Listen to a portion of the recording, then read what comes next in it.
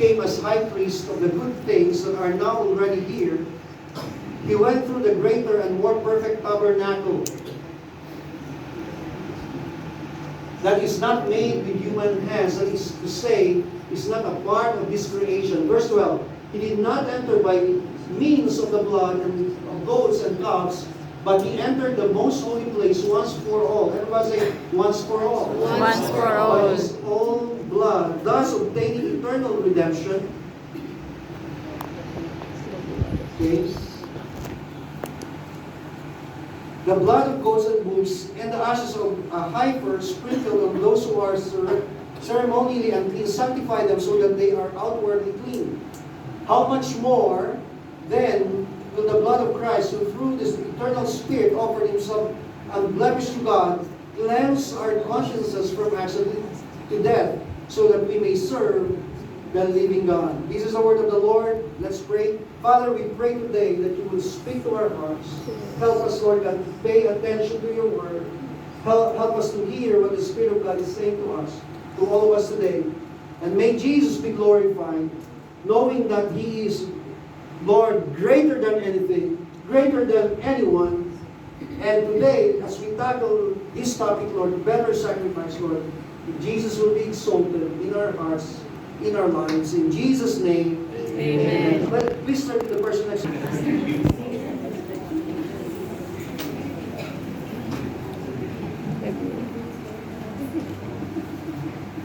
Okay, this is not correct. But anyway, so everything actually is stated in the book of Hebrews, where we read earlier, that tells us about the ultimate answer to the depravity of man and how God stepped in to reconcile us back to Him.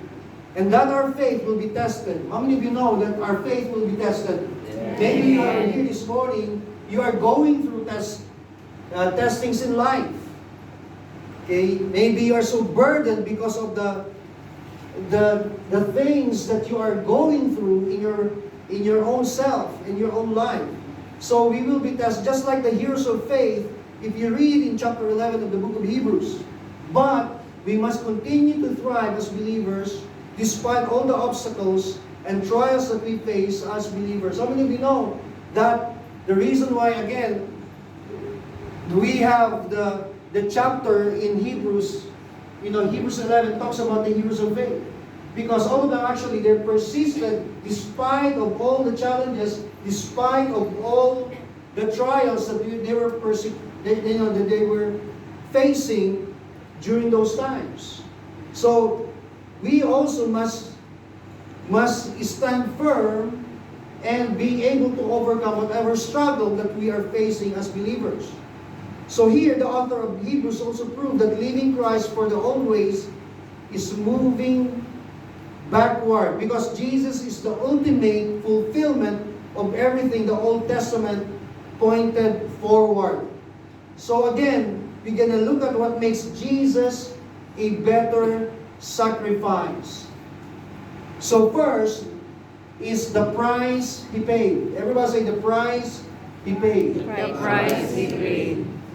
Okay, let me go back to my keynote here.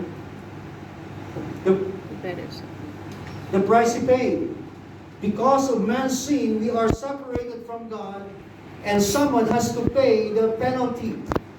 So God sent His own Son, Jesus, to be the ultimate sacrifice, so that our sins will be forgiven and be cleansed by His blood. So Jesus did something no one could ever do. He became the perfect sacrifice for all of us. Aren't you glad that somebody represented you? It doesn't have to be you, because you are tainted. We all have,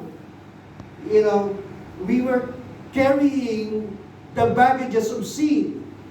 So that's why even if you did a lot of good works, mountains of good works, those works, good works, won't be able to bring you to God. And That's why it takes only the sacrifice that Jesus, the perfect sacrifice that Jesus did, so that you and I will be received in heaven.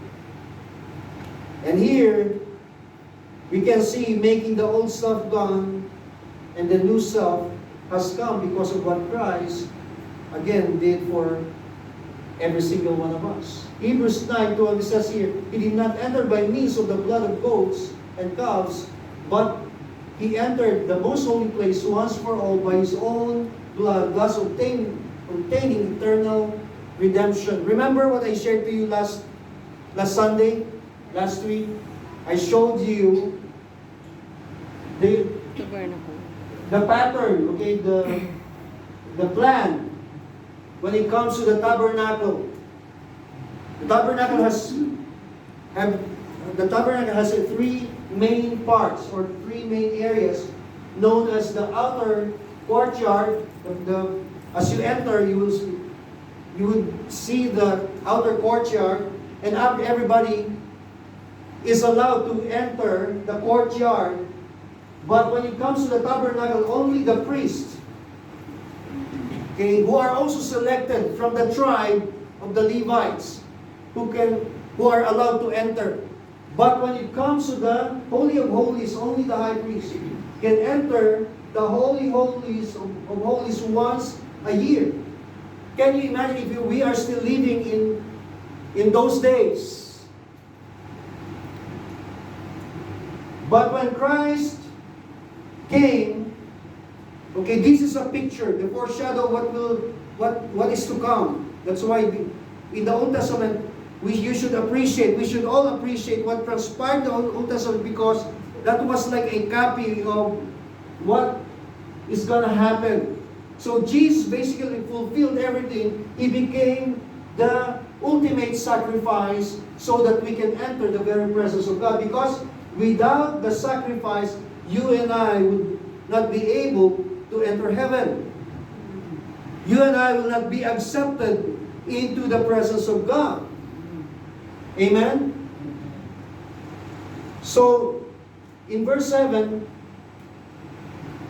Hebrews 9, it says here, but only the high priest entered the inner room, and that only once a year, and never without blood, which he offered for himself and for the sins the people had committed in ignorance.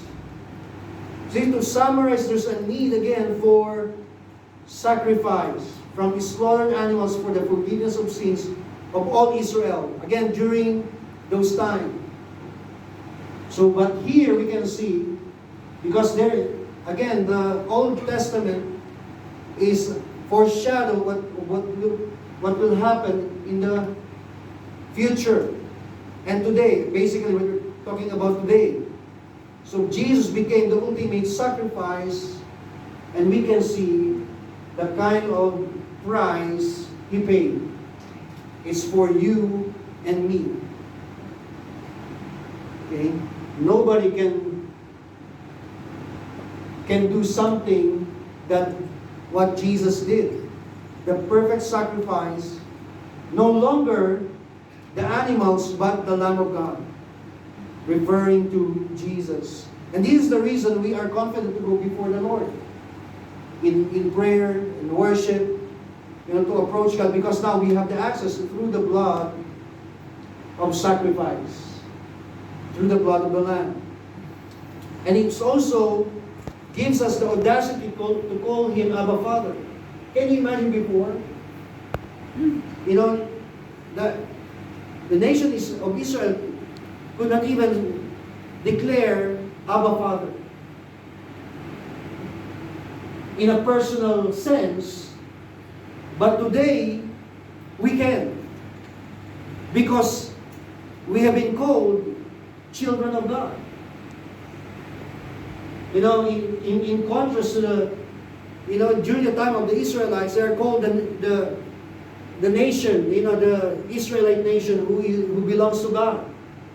They are the people of God. But today even, it's more relational, because in the New Testament, we are being called the children of God. That's why we can cry out to God, Abba Father. And we can call Him His other names, like Yahweh, Jehovah or Jehovah, Elohim, Messiah. See, the precious sacrifice paid the penalty for our sins and gave us the right to become the children of God, His children. If Jesus did it all for you, why not take Christianity seriously?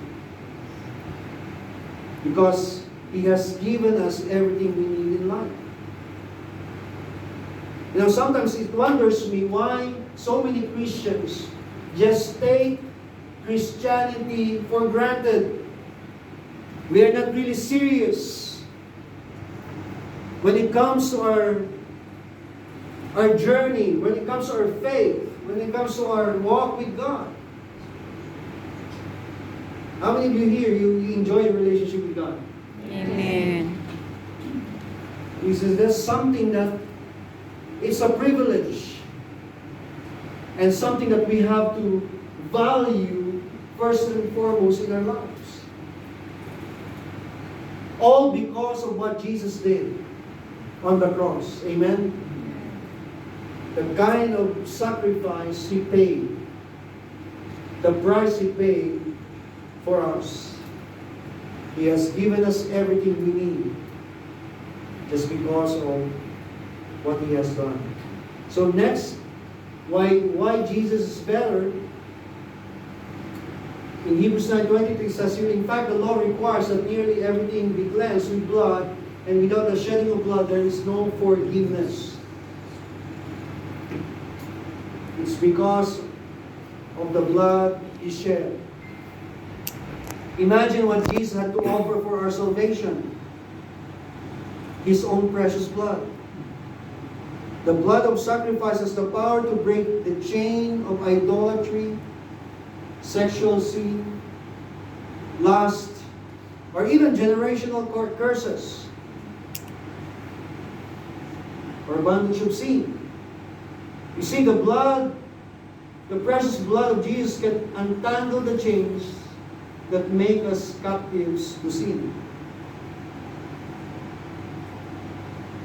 The precious blood of Jesus can untangle, that means to say can break you free from the power of sin that sets you captive. That's the power of the blood of Jesus. Here in Hebrews chapter 9, as we continue, verse 13 and 14, the blood of goats and bulls and the ash of a heifer sprinkled on those who are ceremonially unclean, sanctify them so that they are outwardly clean. How much more then will the blood of Christ, who through the eternal Spirit offered Himself unblemished to God, cleanse our consciences from acts that lead to death? So here, the blood of Jesus says, cleanse our consciences from acts that lead to death. Which are, when we say acts that lead to death, which are deliberate, unrepentant sin that separates us from a holy God. Some Christians still struggle with patterns of sin in their lives, and because of this, they continue to live with guilt and shame.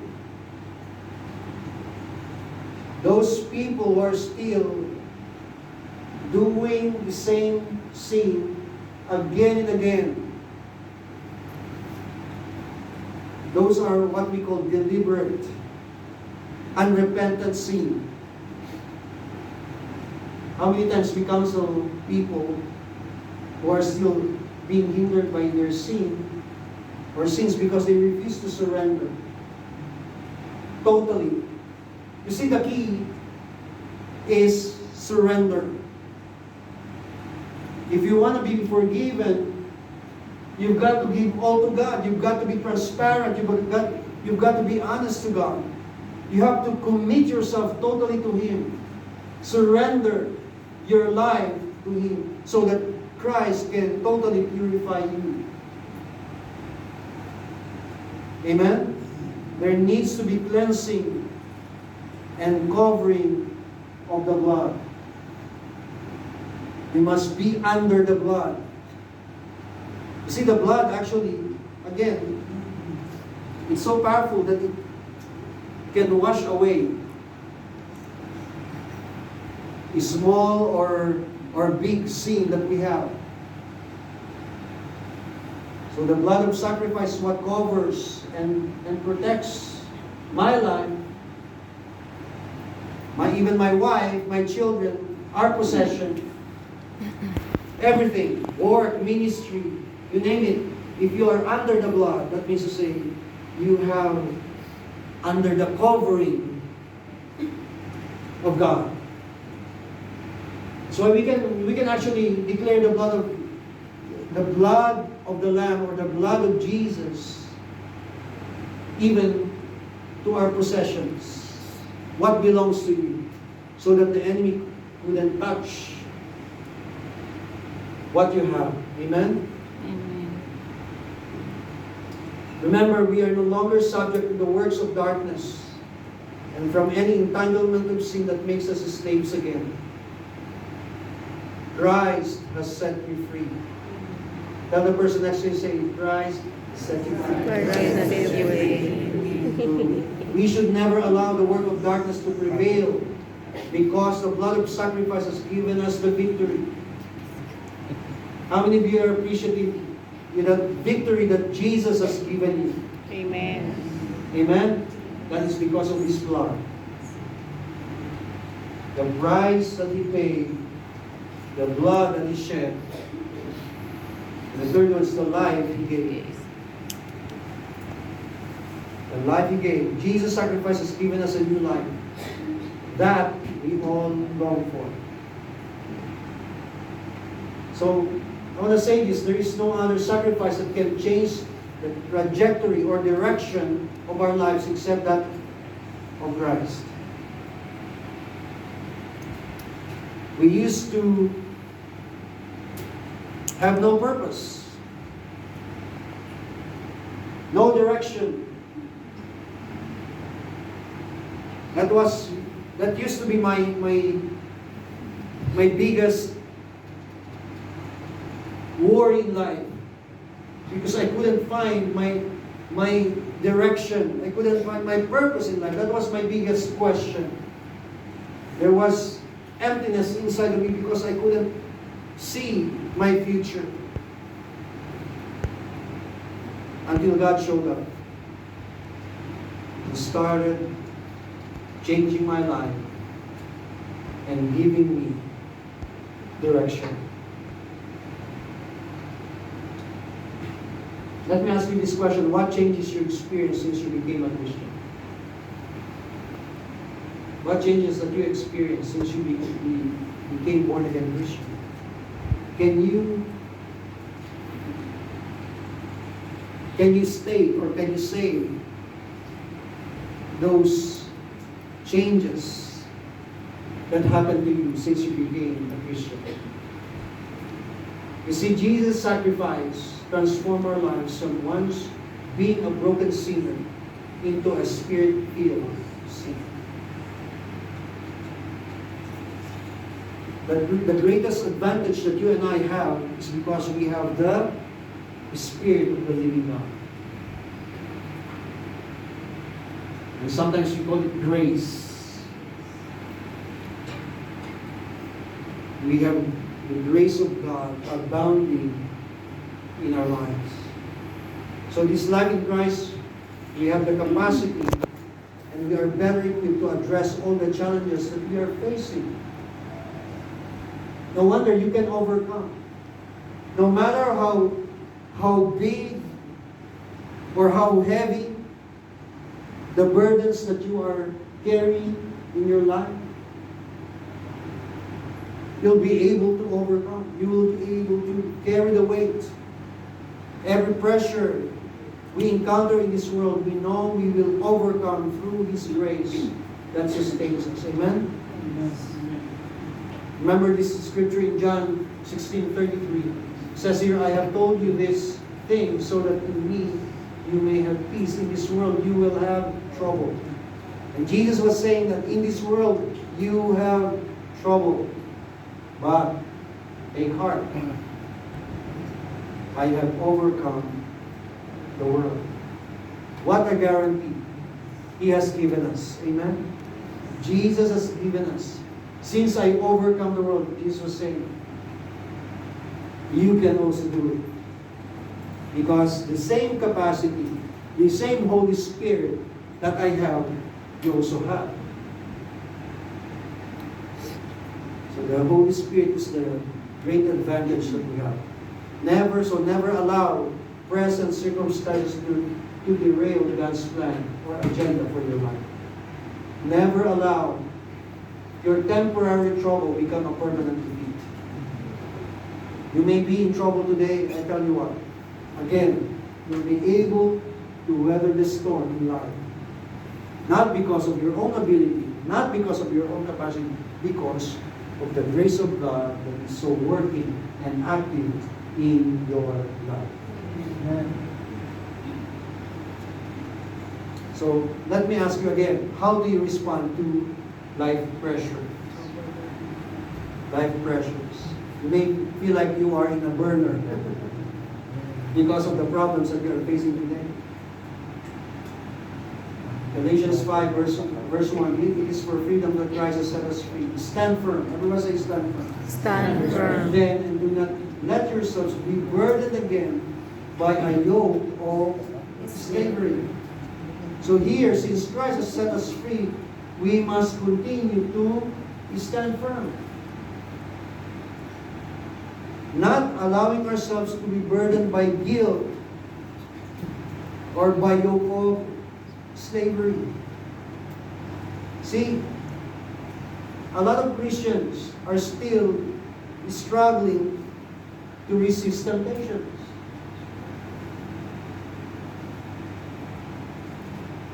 But if we stand firm in our faith, and as we continue to walk with God, that's why, in Galatians chapter 5, it talks about, or Galatians chapter 6, it talks about living by the Spirit. That we ought to keep in step with the Spirit of God, so that we can overcome whatever struggle that we are facing in life. So here, Jesus sacrificed Himself in order for us to obey God's will. It's about obedience to Him as you respond to God. God has a will and a plan for our lives. Now, when we talk about the will of God, what is the will of God? I want to show you this. 1 Thessalonians 4, 3 and 4. It is God's will that you should be sanctified, that you should avoid sexual immorality, that each of you should learn to control your own body in a way that is holy and honorable. So God sanctifies us as we cooperate with Him. Amen? As we respond to Him by submitting to His will. Like what Jesus said, not my will. Imagine Jesus Himself. He submitted Himself to the Father. Not my will, but yours be done. He can easily say, I'm also God. I can decide for myself. But imagine Jesus saying those words. Not my will, but yours be done. You see, it's impossible for us to be sanctified without surrender or submission. And know this, that the level of our submission determines the quality of our transformation. You want to be changed? Submit to God. But Lord, I can only submit this area of my life. So, transformation will not happen if we are keeping for ourselves. We're saying only, Lord, not the whole thing. Only this part of my life. How many of you here, you want to be changed? Submit yourself to God. So the changes in our lives can only happen as we relentlessly pursue God and submit to Him.